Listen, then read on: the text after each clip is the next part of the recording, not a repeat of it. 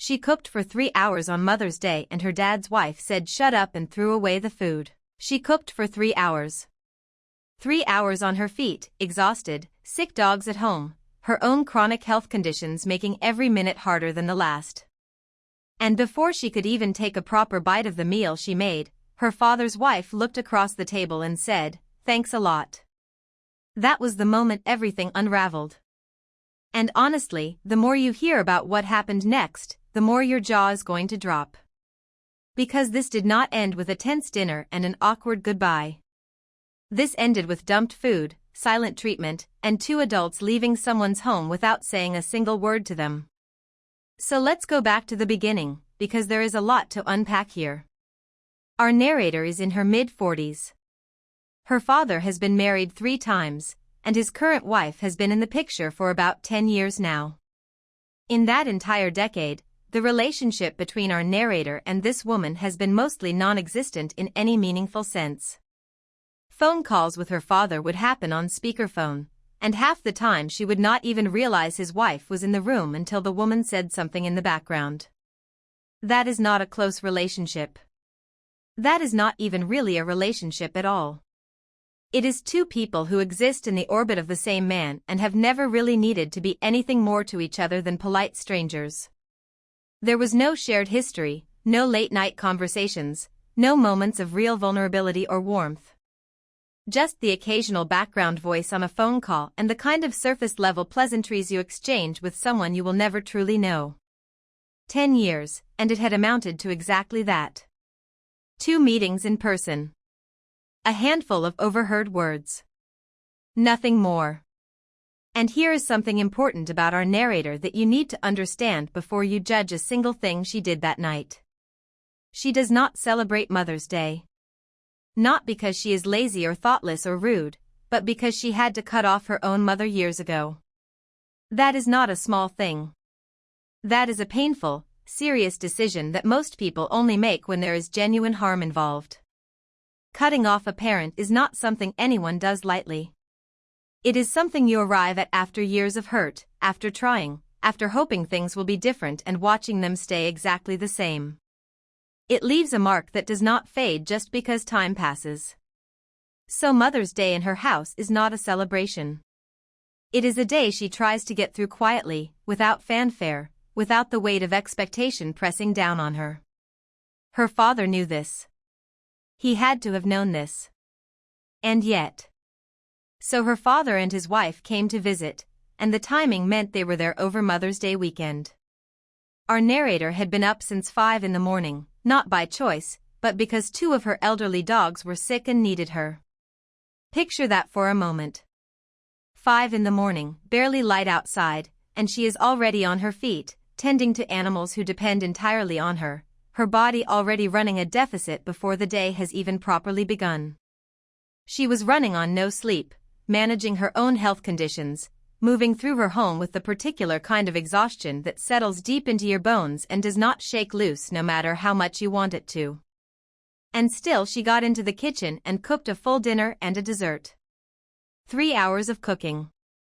Chopping and stirring and standing over heat, measuring things out, keeping track of timing, doing all of the invisible work that goes into feeding people well. For people who flew across the country to see her. That is not the behavior of someone who does not care. That is someone going out of their way to show love through action even when her body was screaming at her to sit down. They sat down to eat. The food was on the table. The smell of everything she had spent those 3 hours making was still warm in the air.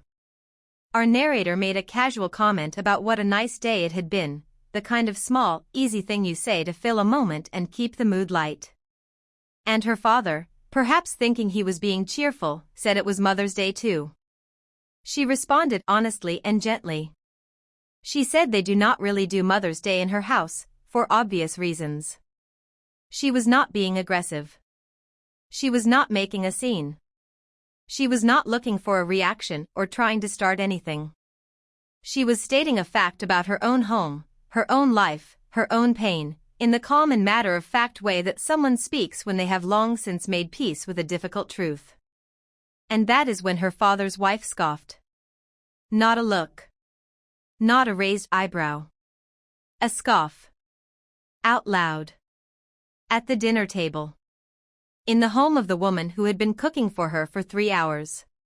The sound of it cut through whatever warmth was left in the room. You know that sound. The sharp little exhale that is designed to communicate contempt without technically saying anything you can be called out for. It is the kind of noise that is meant to make someone feel small, and it landed exactly the way it was intended to. Our narrator, reasonably, asked what was wrong. She did not let it slide. She did not look down at her plate and pretend she had not heard it. She asked, calmly, what the problem was. And the wife said, and these are essentially her words, I am a mom. As if that sentence alone was supposed to settle everything. As if being a mother to someone somewhere in the world automatically entitled her to a greeting from a woman she had met exactly twice. There was something almost breathtaking about the confidence of it. The assumption that her identity as a mother was so universally significant that a near stranger, a woman with her own complicated and painful relationship to that particular holiday, was simply obligated to perform acknowledgement. Our narrator, to her absolute credit, stayed calm and explained that this woman is not her mom. That is a fact. A neutral, clear, accurate fact. But the wife was not done. She brought up her own children. She pointed out that her kids had already wished her Happy Mother's Day, as if that was supposed to make our narrator feel ashamed, as if the actions of other people were somehow evidence that our narrator was failing some basic social duty.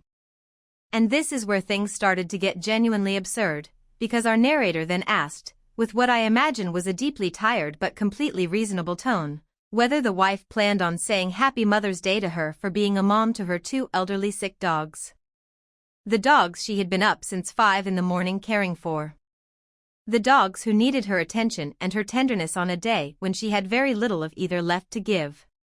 The wife said no as if that was the most ridiculous thing she had ever heard. Okay, but hold on. She walked herself directly into that one. Because the logic being pushed across that table was, you should say Happy Mother's Day to any mother you know. Our narrator simply applied that same logic and pointed out where it breaks down. If you do not wish every mother you encounter a Happy Mother's Day, then neither does she. That is not rudeness. That is consistency. That is someone refusing to be held to a standard that the person demanding it does not even hold themselves to. But the wife did not see it that way. Or perhaps she did see it, and that is exactly what made her so angry. She told our narrator to shut up and stop talking to her. At the dinner table. In her house. After she cooked the meal they were sitting in front of. Those words, shut up, directed at the person whose home you are sitting in, whose food is in front of you, whose hospitality you are accepting at that exact moment. Let that settle. Now here is the thing about that. When you are a guest in someone's home and you pick a fight the second everyone sits down to eat, you do not get to decide when the conversation is over. You do not get to throw the first punch and then hold your hands up and call it done. Our narrator said exactly that, in her own words, and she is completely right. She tried to explain her position. She was not there to attack this woman. She was genuinely trying to communicate that she does not view her as a mother figure. Not because she is cold or heartless, but because she was a full-grown adult when this woman entered the family. There was no mothering. There was no tucking in at night, no showing up to school events, no being there through the hard seasons of a young person's life. There was no relationship built from the ground up the way those relationships have to be built to mean anything. There was just a woman who married her dad, and a daughter who was already fully formed by the time that happened. And in response to that explanation, her father's wife stood up and shouted. She shouted a profanity, in someone else's house, at someone who had spent the last 3 hours cooking for her. The word cracked through the room like something breaking. Whatever fragile civility had been holding the evening together was gone in an instant. Everyone left the table. The dinner was abandoned. Plates of food that had taken hours to prepare sat where they were, untouched, going cold. And later, our narrator found out that her father and his wife did not just walk away from the table. They took the food she made and threw it in the garbage. They had cereal instead. Cold cereal. After a home-cooked meal sat right there, warm and real and made by someone who had been on her feet all day long. The next morning, her father asked her husband to drive them to the airport. Not her. Her husband. And they left without saying a single word to our narrator. Not goodbye. Not an acknowledgement of what had happened. Not even a glance in her direction. They walked out of her home as if she did not exist. I genuinely cannot wrap my head around throwing away a meal someone made for you and then asking their spouse for a ride to the airport like nothing happened. She was up for 16 hours that day. She had been on her feet cooking for 3 of them. She has a traumatic brain injury and chronic health conditions, and she had told everyone around her all day long that she was exhausted and struggling. Her body was carrying more than most people would be willing to carry quietly, and she had carried it without complaint because she wanted the visit to go well. She wanted to feed the people her father loved. She wanted to do the thing she could do, even when she had almost nothing left. And the confrontation was sprung on her at 9 in the evening, completely out of nowhere, over a holiday she does not even observe. The edit she added to her post makes this even heavier, because she did not even know it was Mother's Day until her father mentioned it at the table. She was not making a statement. She was not withholding anything intentionally. She was just living her day. Let us talk about the verdict here, because this one needs to be said clearly and without softening. Our narrator is not the problem in this story. Not even slightly. She does not celebrate Mother's Day because she had to walk away from her own mother, and that is a wound that does not heal just because a calendar date rolls around. Expecting someone with that history to perform cheerful holiday greetings on command is not a reasonable expectation.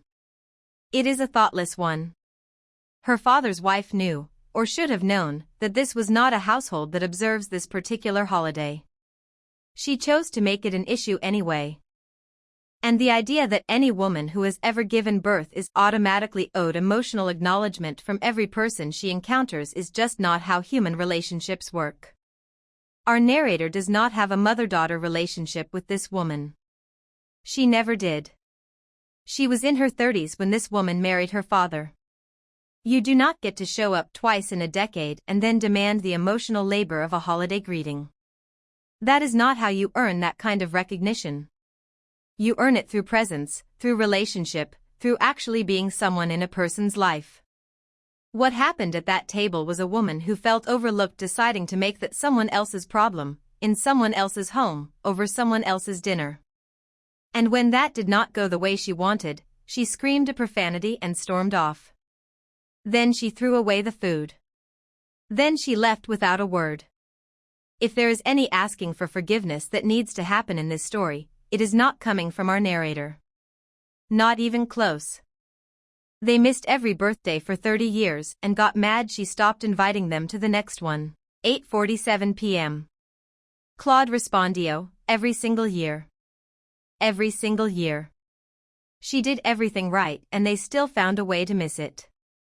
That sentence is going to start making a lot more sense in about 30 seconds. Our narrator is 34 years old and she has spent most of her life watching her birthday get treated like an afterthought. Not once or twice. Not due to some honest mistake or one bad year. Consistently. Repeatedly. In ways that piled up so slowly that by the time she finally said enough, nobody around her even seemed to remember why. The accumulation of small disappointments has a particular kind of weight to it. It does not arrive all at once like a single devastating blow.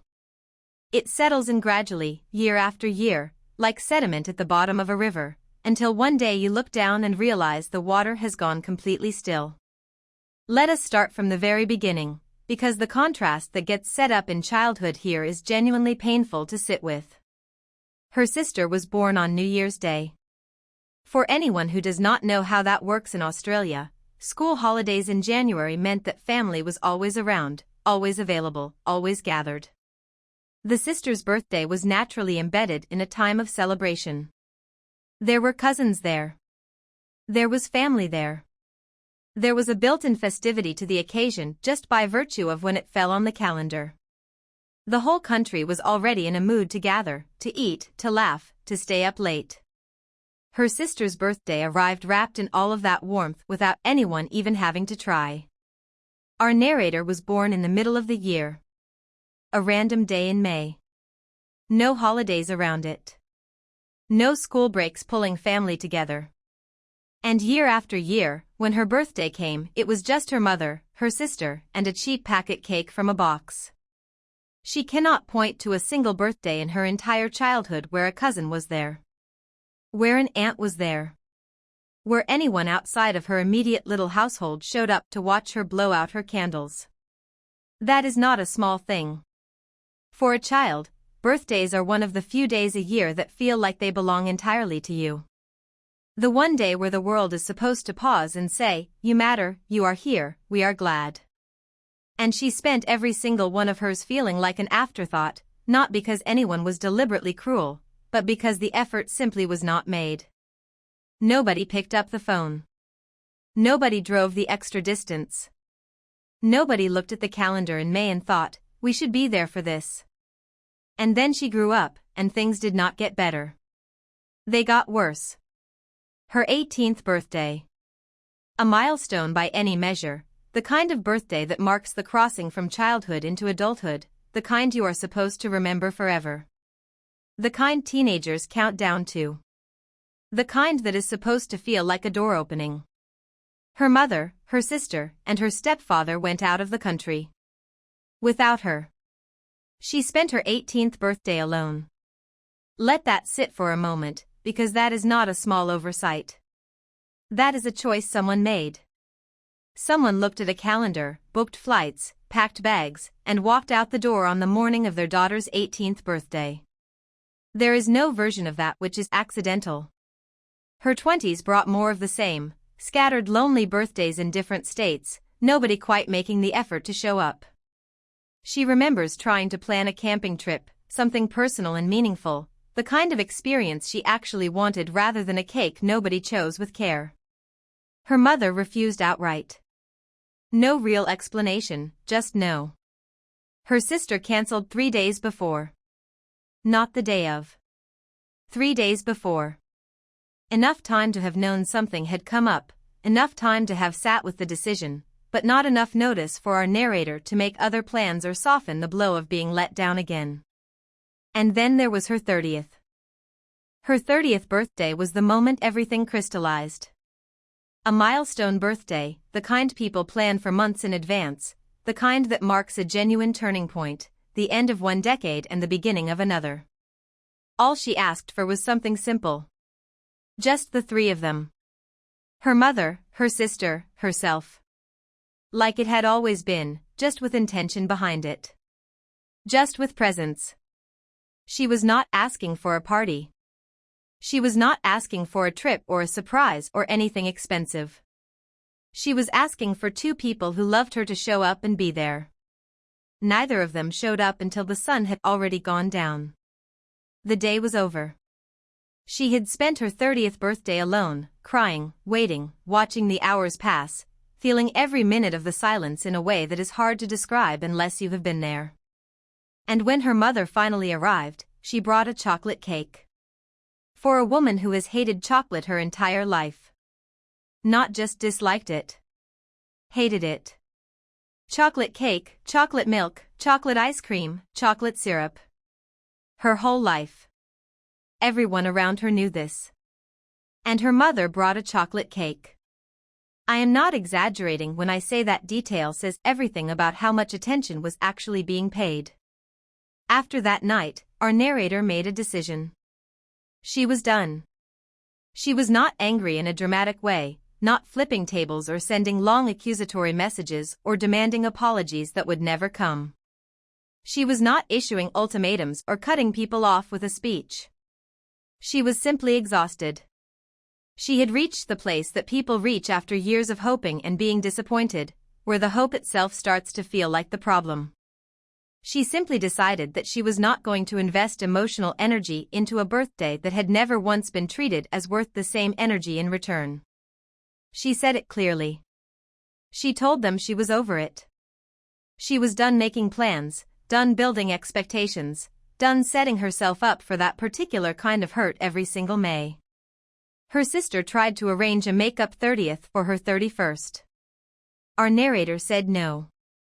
Because she was right. You cannot undo time. You cannot give someone their 30th birthday back. Showing up a year later and calling it a do-over does not fix what happened.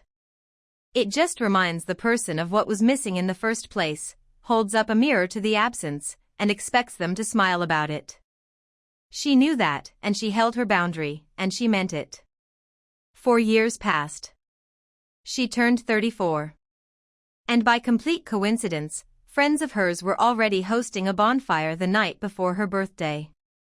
She mentioned in passing that the next day was her birthday, not as a hint, not as a plea, just in the way you mention things to people you feel comfortable around.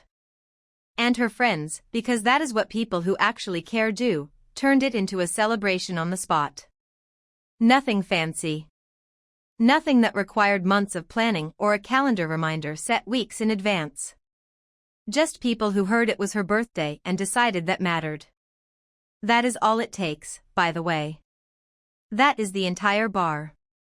Hearing that it is someone's birthday and deciding it matters. When her sister found out, she was upset.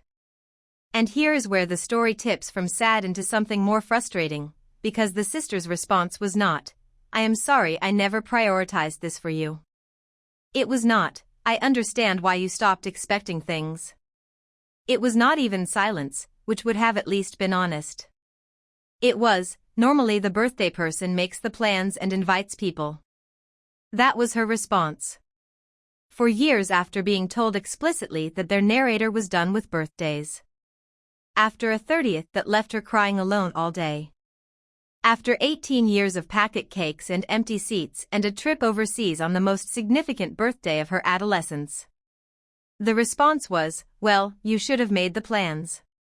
You have got to be absolutely kidding me." And then the mother visited.